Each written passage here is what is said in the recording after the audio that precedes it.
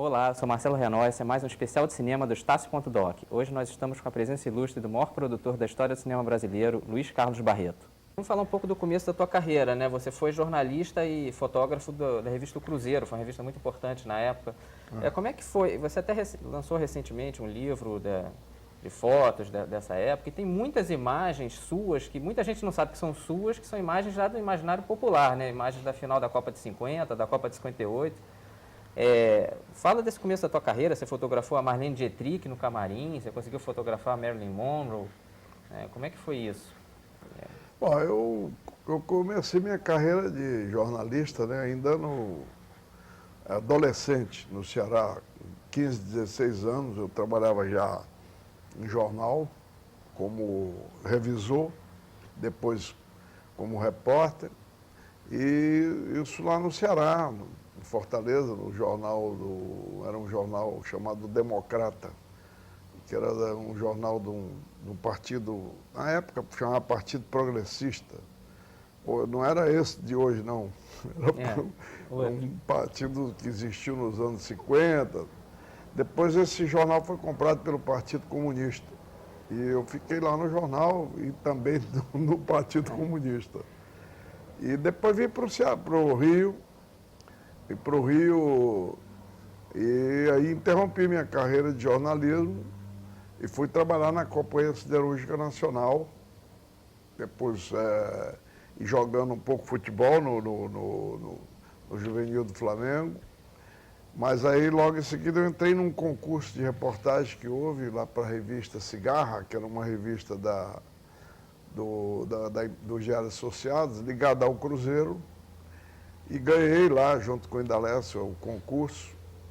E aí entramos para o quadro da revista Cigarra. Mas na Copa do Mundo de 50, reforçando a equipe do Cruzeiro, nós entramos lá para fazer a cobertura da Copa. E aí, depois da Copa, ficamos no quadro de repórter da revista do Cruzeiro, que era, na época, o maior órgão de comunicação de massa do Brasil. Era uma espécie de TV Globo de papel, no papel, né? Era um grande órgão de comunicação que, só para se ter uma ideia, nessa época o Brasil devia ter aí uns 50, 60 milhões de habitantes e a revista tirava 500 mil exemplares, né? Ou seja, 10% da população total e num país onde o nível de alfabetismo era muito alto também, na época.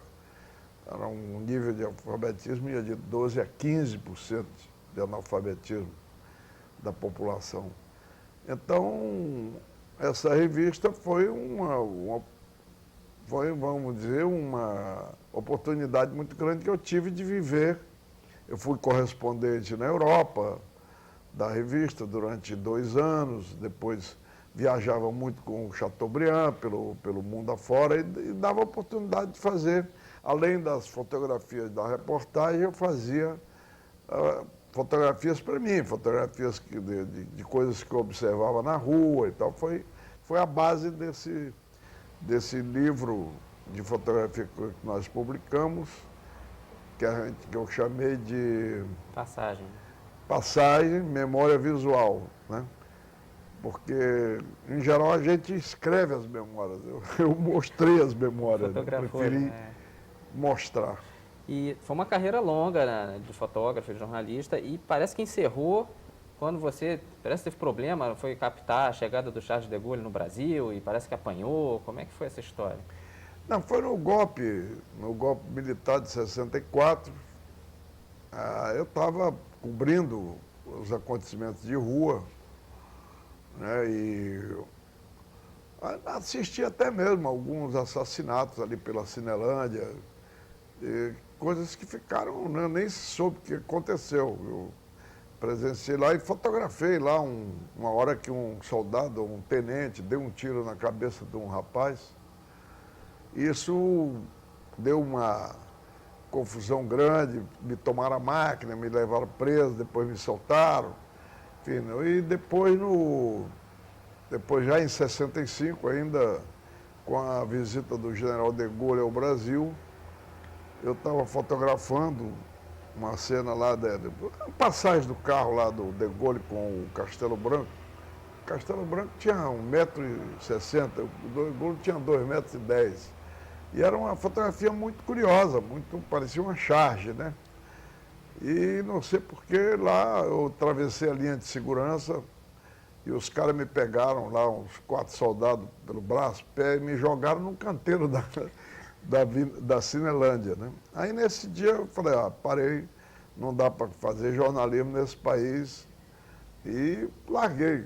Não, mandei os filmes para a redação, nunca mais fui lá na revista Cruzeiro, nem sequer pedi demissão, nem me demitiram. Quer dizer, até hoje, na minha carteira profissional, eu sou repórter da revista Cruzeiro.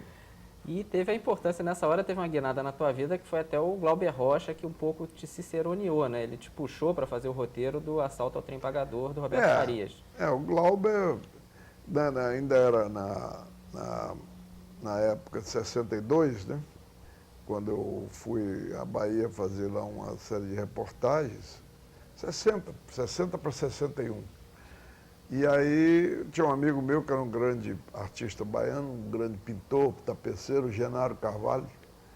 E o Genaro me falou muito do Glauber, que era um amigo dele, um garoto muito talentoso, tinha feito um curta-metragem, me mostrou o curta-metragem.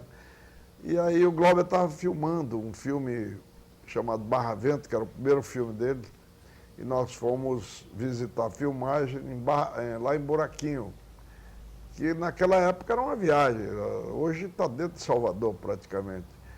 E lá eu conheci o Glauber, fizemos muito boa amizade ali durante aquele tarde e a manhã toda que eu passei lá. E depois, quando eu voltei ao Rio de Janeiro, publiquei as fotografias, né, da reportagem que eu tinha feito, da filmagem, e publiquei uma capa da revista Cruzeiro com Helena Inês e a Luísa Maranhão. Isso virou lá, deu um nó na cabeça do Glauber. O Glauber achou que ali começou uma revolução cultural e tal, porque na revista Cruzeiro nunca tinha saído uma capa de personalidade nacional. Sempre tinha sido fotografias de Hollywood que já vinham no tamanho da capa da revista para publicar. Então, a partir dali, nós fizemos uma boa amizade. Quando o Glauber veio montar o filme Barra Vento, veio morar lá em casa, ficou lá em casa, eu morava num casarão ali em Botafogo. E daí para frente ficamos grandes amigos e companheiros, fomos fazer...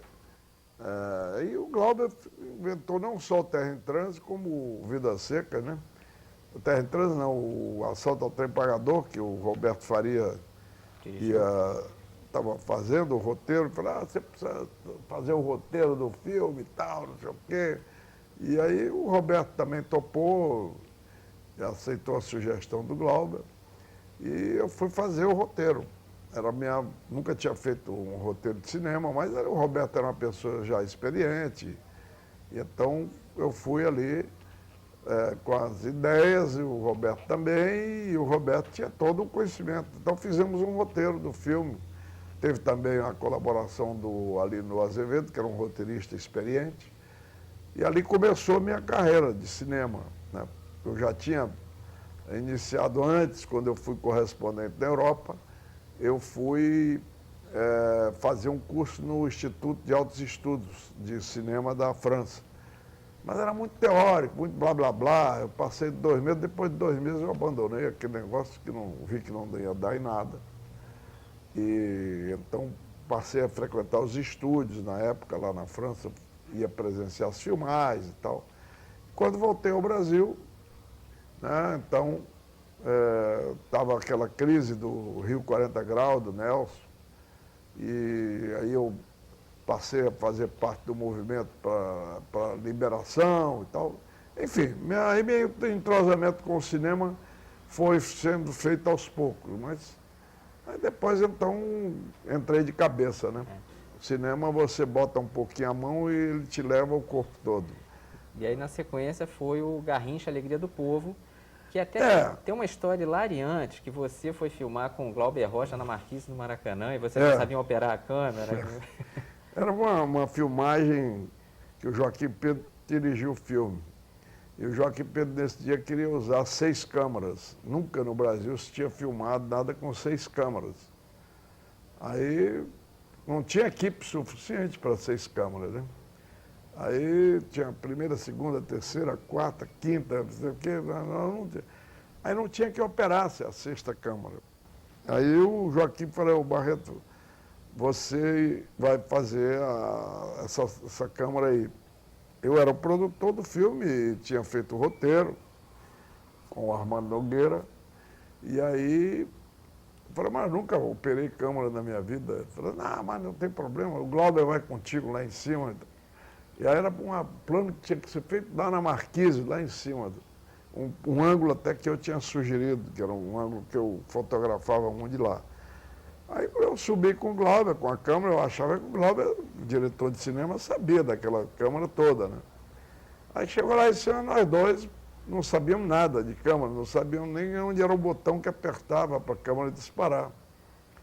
E a hora chegando ali, a gente quer ligar a bateria da câmera, também não sabia ligar, era uma confusão, conseguia ligar, e depois vamos descobrir onde é o disparador. E ficou aquele negócio, parecia uma comédia do Groucho Marx, né? Aqueles cômicos antigos, trapalhões. E aí, na hora que estava,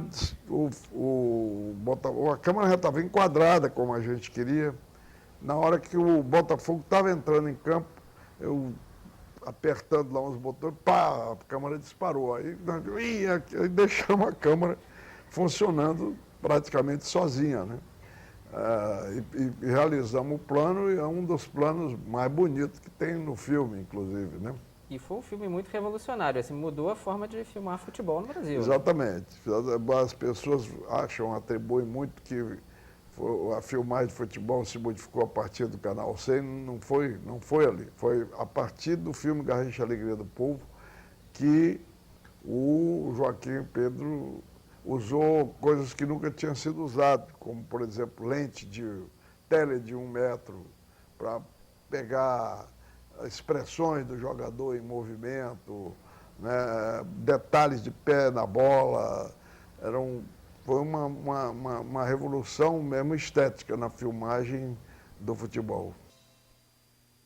E aí depois teve toda a experiência com Vidas Secas, foi o primeiro trabalho em fotografia no cinema, e que mudou também a fotografia brasileira, né? A forma de filmar, que era muito hollywoodiana, e até por um pouco de influência do Glauber, passou a usar a luz estourada, a aceitar o calor do Nordeste, né? Foi uma ideia. O Glauber, vendo minhas fotografias e tal, e aí disse: pô, mas essa fotografia, isso é que é fotografia maravilhosa do Brasil e tal, essa fotografia muito alienada aqui no Brasil, como é que você faz isso? Eu falei: não, Glauber, eu não gosto de fazer fotografia com filtros, não gosto de fazer fotografia com luz equilibrada, fazendo equilíbrio entre sombra e luz.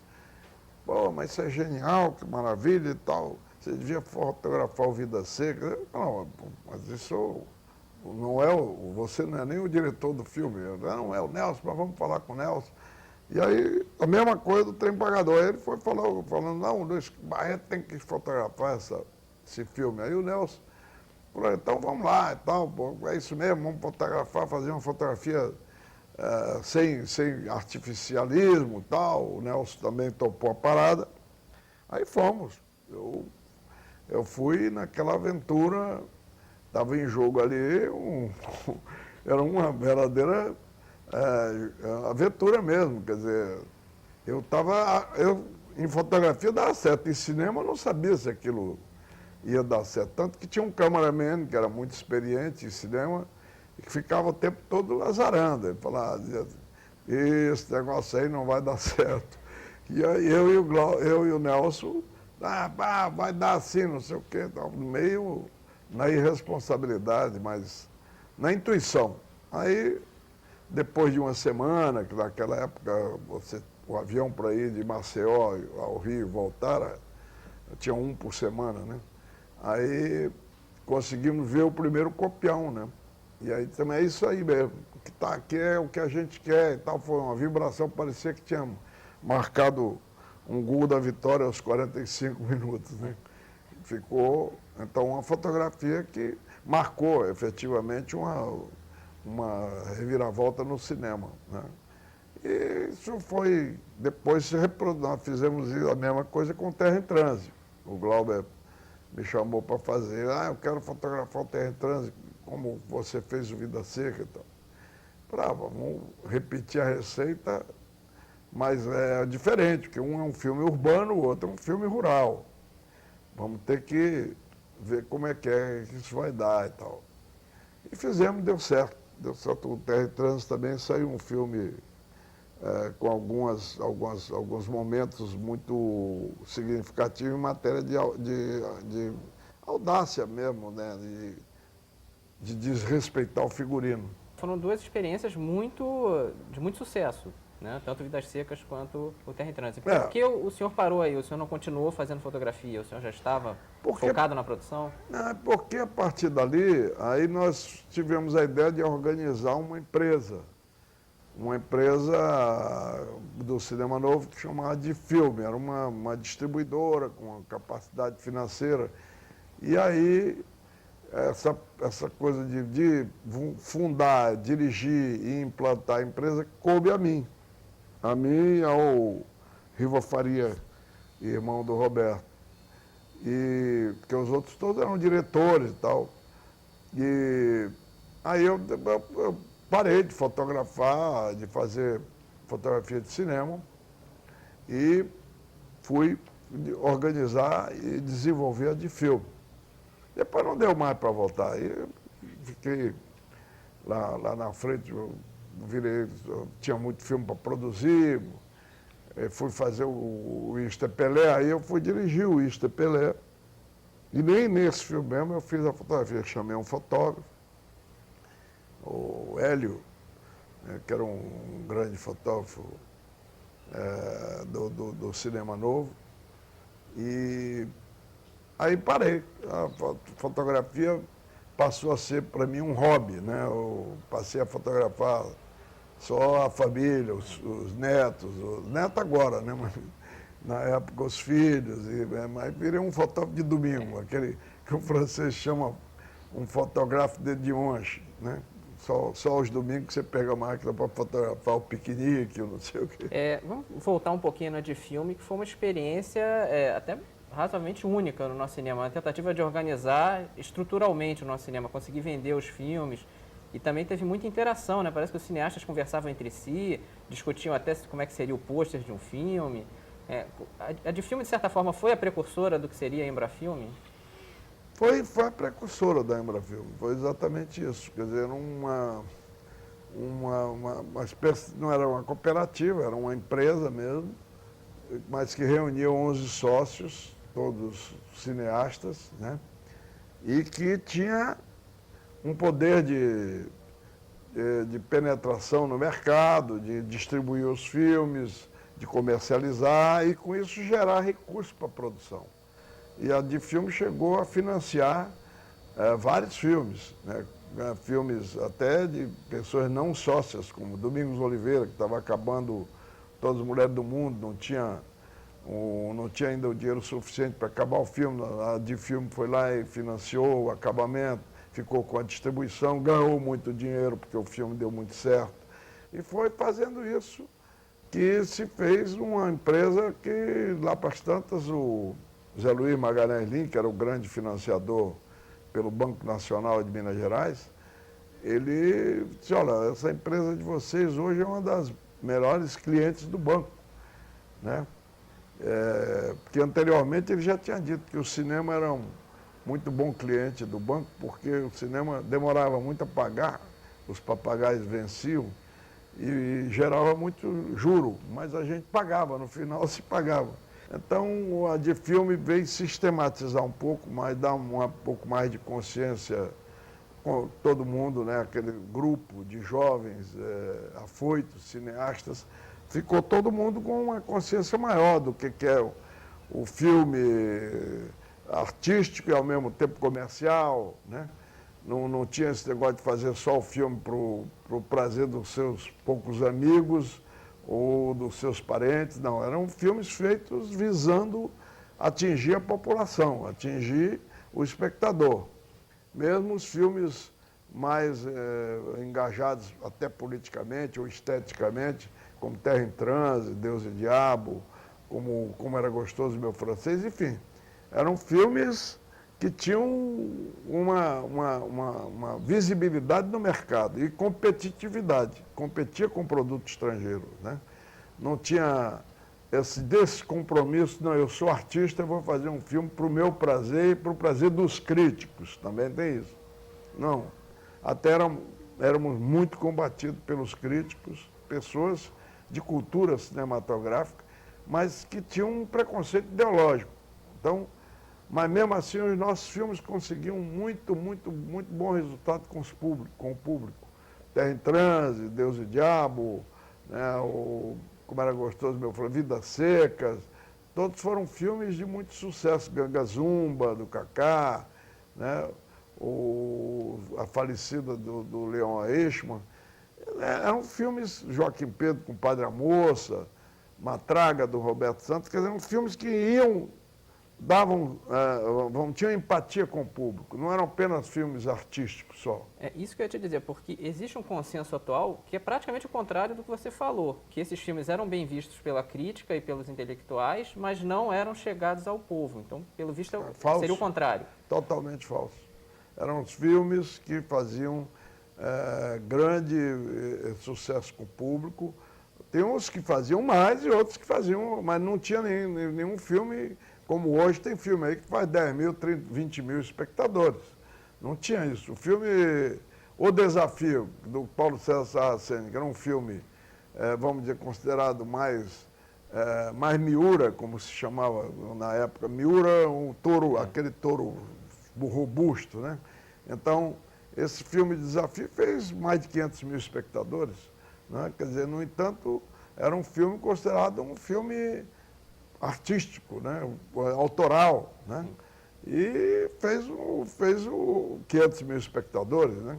E outros mais filmes como Ganga Zumba, filmes até também experimentais do Neville de Almeida, que depois veio a segunda leva do cinema novo, a segunda leva com Neville, com o Julinho Bressani. Depois de fazer um cinema mais ou menos narrativo, aí essa segunda leva, Julinho e Bressani, resolveram partir para o cinema, vamos dizer, o que eles chamavam de Wood-Grude, né? Não era underground, era Wood-Grude. Mas aí já não era, eles estavam apartados do negócio do cinema novo. Mas enquanto eles estiveram ali no âmbito do cinema novo, fizeram filmes com um razoável sucesso. E o Neville depois recuperou também isso e voltou a fazer filmes de sucesso instigantes e de sucesso comercial. Você, assim, quando se fala em produção no Brasil, o primeiro nome que vem é o seu, né? Você produziu muitos filmes. Como é que você vê a imagem do produtor no cinema brasileiro? A meu ver, uma impressão minha, existe um certo preconceito com a ideia de produtor no cinema brasileiro. Ele é muito menos aceito do que no cinema americano, por exemplo. O cinema americano tem toda a tradição do Thalberg, do Selznick, e aqui não tem muito isso. No que o produtor ajuda o filme? Eu acho que ainda se tem muita ideia de que o produtor dá o dinheiro. E não é só isso, né? Existe toda uma parceria. É como o Nelson Pereira dizia, pois aqui no Brasil o cara acha que ser produtor é assinar cheque. Isso é tesoureiro, não é produtor, né? Produtor é um parceiro do diretor, né?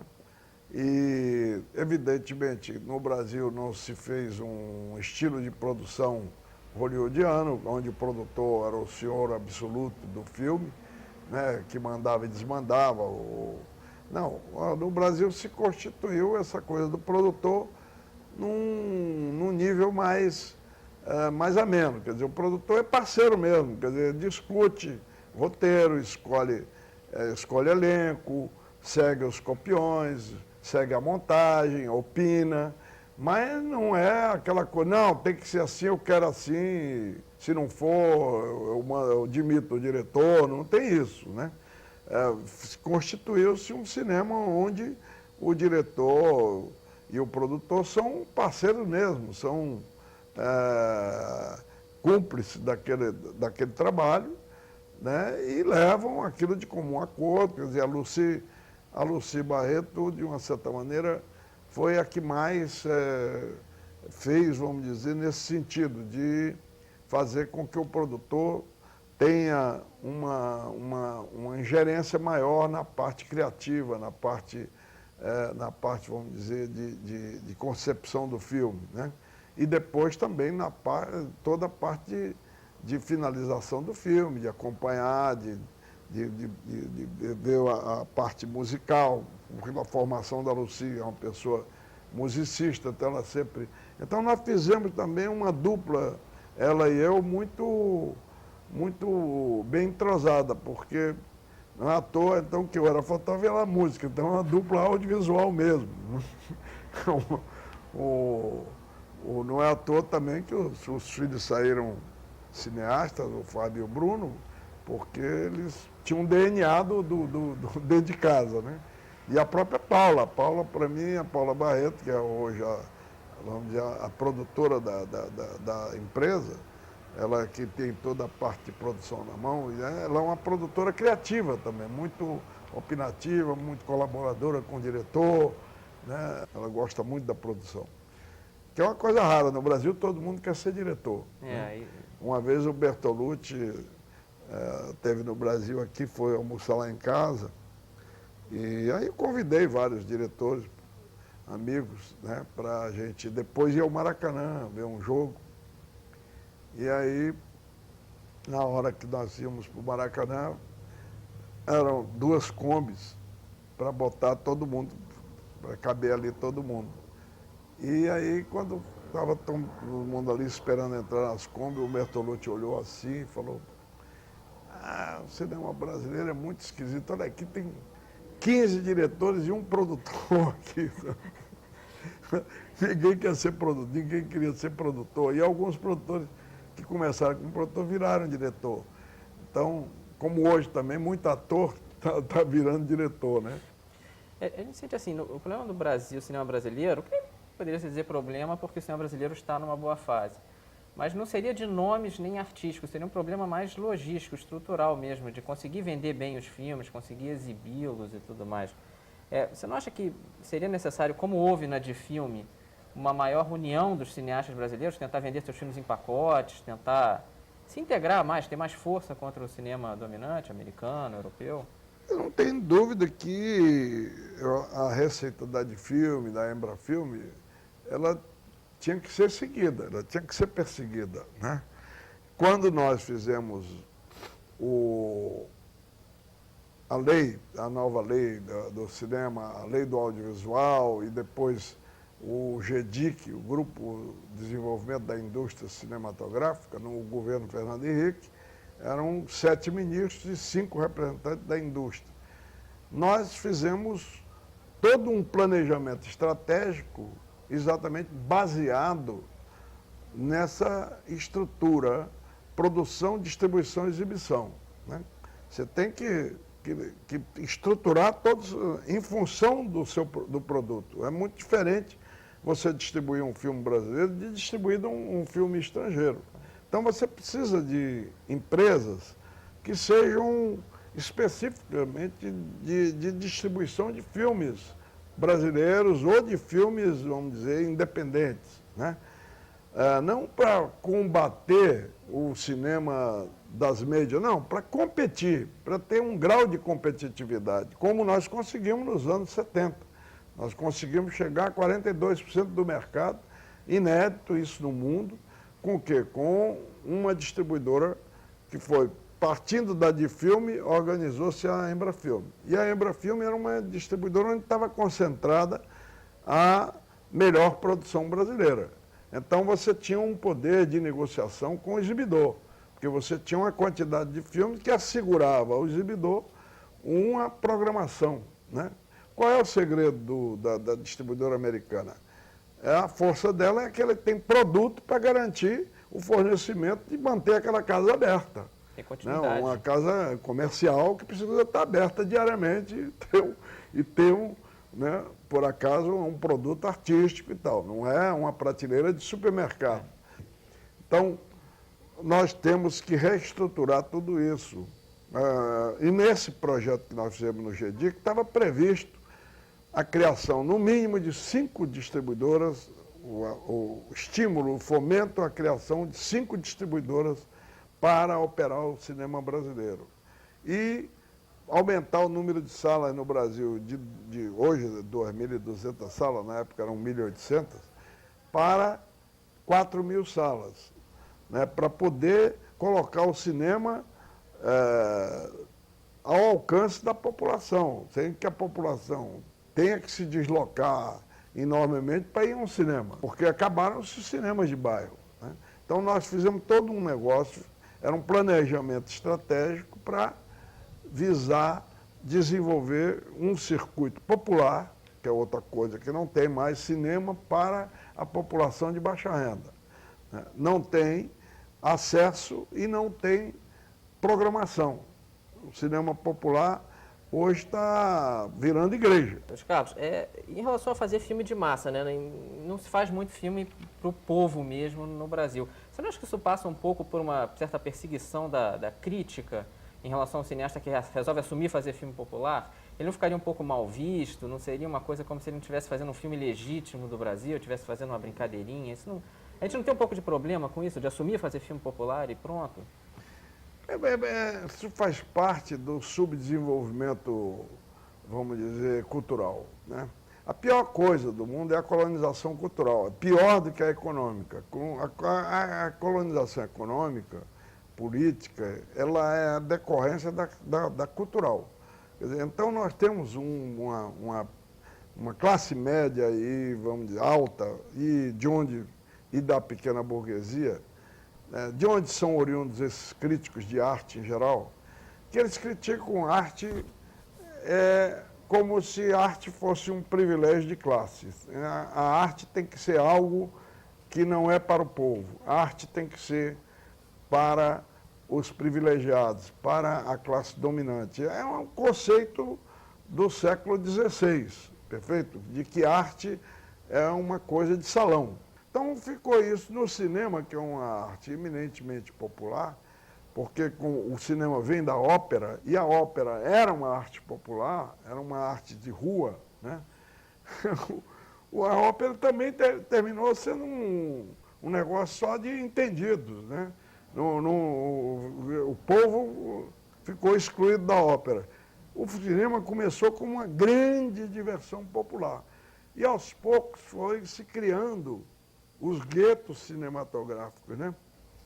E porque o cinema sofre o mesmo processo que a ópera sofreu. Vai aos poucos indo para uns guetos, sala de 200 espectadores, 150, daqui a pouco estão fazendo sala para 10. Então o filme que chega aí, o Dona Flor, quando foi lançado, foi combatido, né? Era dizendo que era uma pornochanchada de luxo. Hoje é um filme clássico, é um filme que faz parte do universo clássico do cinema internacional, não é do cinema só brasileiro, né? É um cinema como Vidas Secas, como Macunaíma, como o Deus e o Diabo. São filmes que, ao mesmo tempo, são filmes de qualidade artística, né, autoral, e com entendimento popular. As pessoas vão lá e entendem e, ao mesmo tempo, se sensibilizam. Eu vi muita gente no subúrbio do Rio, que eu ia com o Glauber ver a exibição do Deus e o Diabo, as pessoas vibrando com Deus e o Diabo em Madureira, no Meia, em Bangu, em Santa Cruz. Na época existia cinema em Santa Cruz, né? Então, essa coisa é uma coisa que tem que acabar com essa mistificação do cinema inteligente, entre aspas, entendeu? O cinema, você imagina, o Mazzaropi não existiria. E o Mazzaropi é ou não é uma grande expressão da vida brasileira? Tem filmes do Mazzaropi que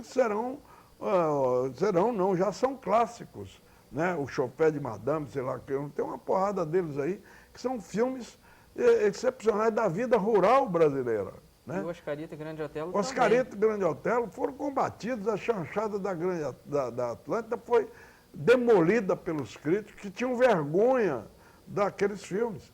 As paródias dos filmes americanos, que eram Matar ou Correr, né? Coisas que hoje Outro dia há 2 anos atrás, teve um festival de chanchada da Atlântica na França, lá em Lyon, ou Toulon, não me lembro, foi em Lyon. Porque aquilo é uma revelação, as pessoas redescobrem o Brasil. A questão é essa de abarcar mais o público, você está também lutando para instituir o ticket cultural. Eu queria que você explicasse melhor o que seria isso.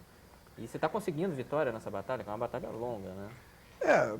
Isso é estranho. Há 2, 3 anos praticamente que eu estou. Essa ideia surgiu numa conversa minha com o Gil. O Gil muito entusiasta da ideia e acrescentou muita coisa na ideia, né?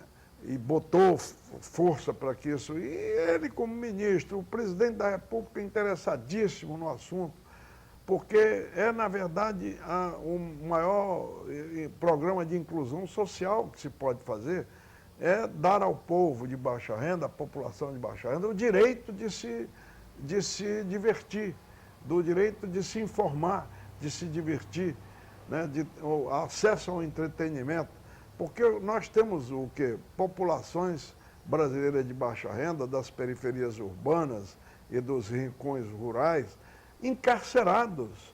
Você, num fim de semana, você tem a classe média alta e a pequena burguesia que sai para se divertir.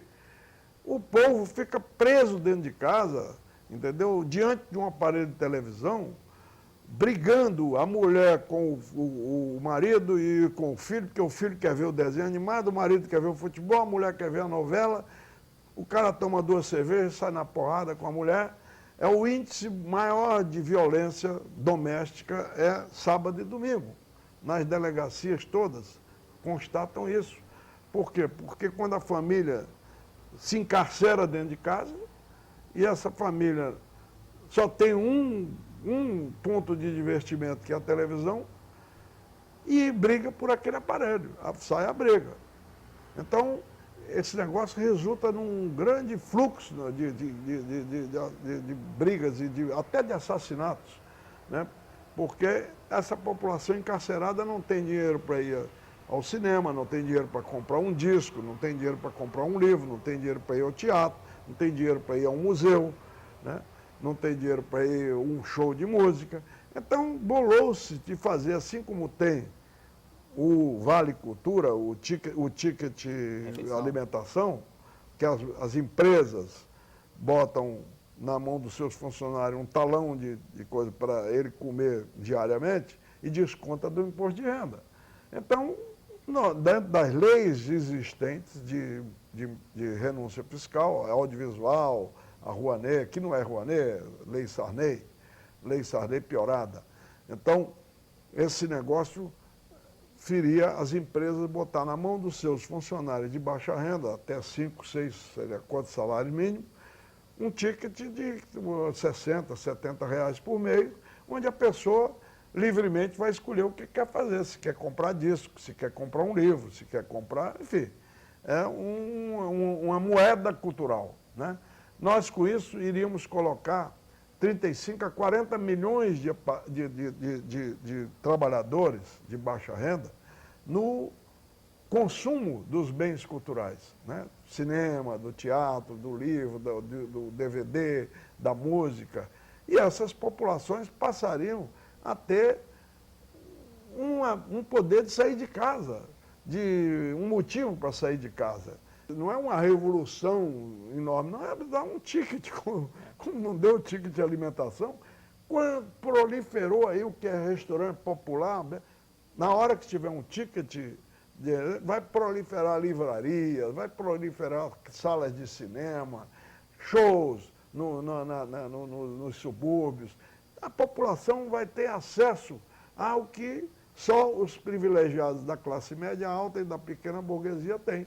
Falar em condição difícil de vida, você está trabalhando junto com o Fábio Barreto, que deve dirigir um filme sobre a história do Lula, né? Como é que está o andamento desse filme e fala sobre ele, o que vocês pretendem falar sobre o Lula que já não foi falado?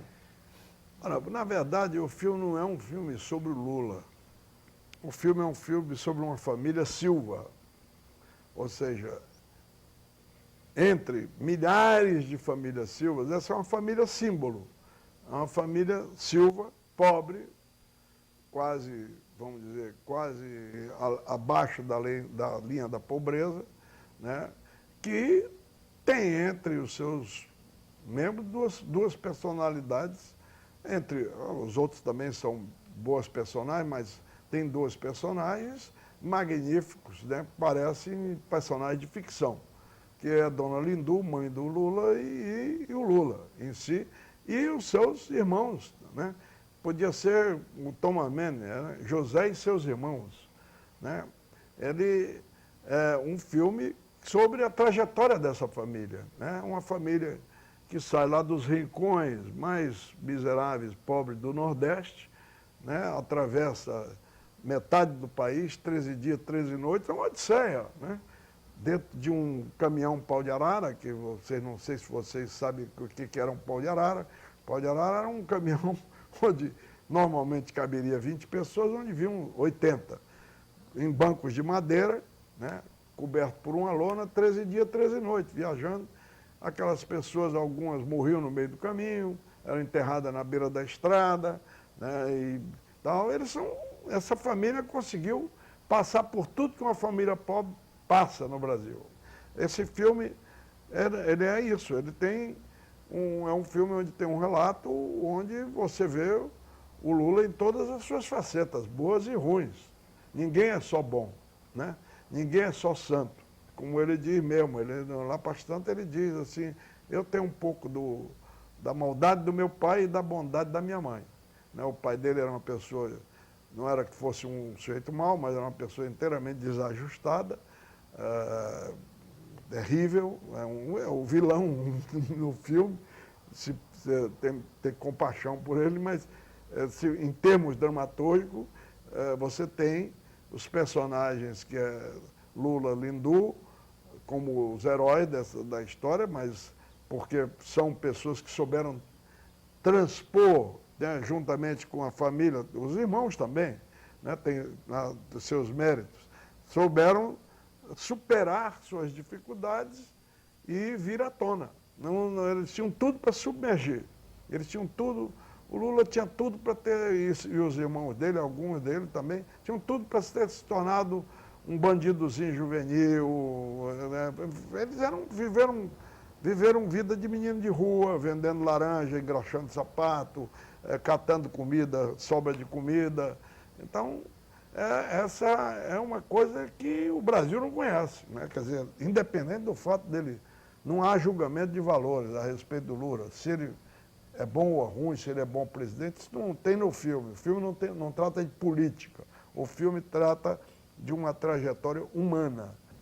Duas coisas em relação a ele. Ele parece que não teve nenhum financiamento de parte do governo, né? Foi uma questão... Não, nada. Nós não temos nenhuma estatal, nada, não recorremos a nada que tenha recursos estatais, governamentais. Para não dar falação. Nada. E tem previsão de estreia já, o filme? Nós queremos estrear em outubro, novembro de 2009. E em relação ao Saraminda, relacionado a José Sarney, em que estado? Como? Saraminda. Saraminda. O Saraminda, nós estamos já no processo de adaptação. Quer dizer, eu pedi ao Zé Joffre estou escolhendo o Zé Joffre. Convidei ele considerou a ideia muito simpática de dirigir o filme, né? Os direitos já foram cedidos para nós, pelo Sarney, e nós pretendemos filmá-lo em 2010, né? Porque é um filme também muito grande, tem que ser filmado grande parte lá na Guiana Francesa, né? E uma outra parte na Amazônia. Então é um filme de produção muito pesada, né? Independente disso aí, nós estamos com outros projetos, nós estamos já também trabalhando o desenvolvimento para filmar no final de 2009 o Elizabeth Bishop, a história da Elizabeth Bishop com a Lota Macedo Soares, né? Aqui, uma história muito bonita. Também nós estamos preparando uma minissérie de Dona Flor e seus dois maridos, né? Que estamos fazendo para televisão. Enfim, ideias e projetos temos bastante. Muito trabalho pela frente. Mas agora o foco é o Lula, né? Todo o esforço está concentrado em cima do Lula. O Elizabeth Bishop seria dirigido pelo Bruno Barreto. O Elizabeth Bishop seria... Elizabeth Bishop é o Bruno que vai dirigir. Ele está escrevendo o roteiro com a Carolina Cocho e deve estar começando a filmar lá pelo final de 2009, depois do Lula, né? Tá ok, então agradeço então a presença do Luiz Carlos Barreto. Muito obrigado, Luiz Carlos. Obrigado. Um abraço e até o próximo programa. Até o próximo filme. Exatamente.